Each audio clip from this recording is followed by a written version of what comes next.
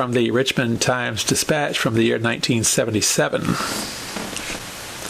Average bowler, reason behind ranking rules.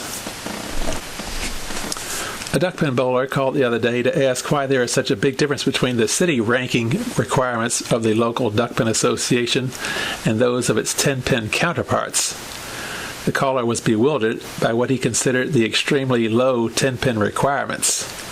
The duckpin requirements put a premium on participation and performance. To gain a ranking, a bowler must register at least 180 games in sanctioned competition, 6 of which must be tournament games rolled in the Richmond area. The rules make it impossible for the one-league, once-a-week bowler to be considered for the top 20. But it is the once-a-week bowler that the 10-pin association is concerned about, since his kind make up most of the membership, according to E. Wayne Morris, Vice President and Publicity Chairman. "We don't want to be discriminating against the average bowler," said Morris.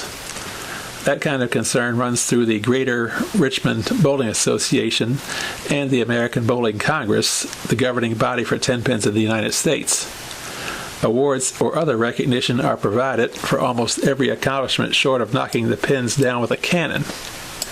To that end, GRBA rules allow a minimum of 60 games bowled in one league for a city ranking. For example, Wayne Sheridan, who recorded a 190 in the Casey Jones Classic League at Bowl America Midlothian and a 197 in the Casey Jones League of Champions at the 10-Pin Coliseum, had his number one ranking based on the higher average.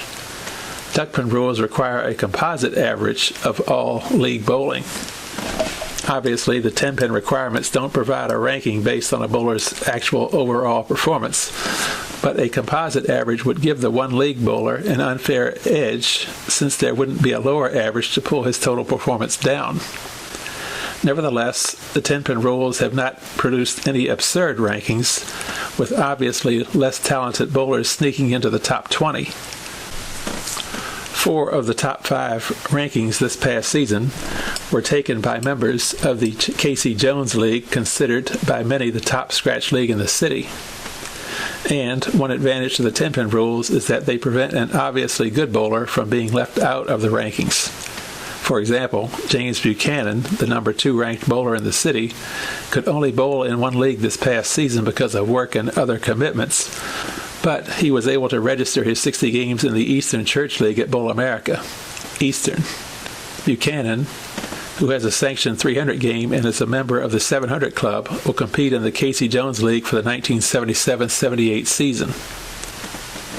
But Buddy Kramer, the nation's number 1 duckpin bowler the past 3 years, had problems similar to Buchanan's and couldn't gain a city ranking with a 139 average since he only had 135 games.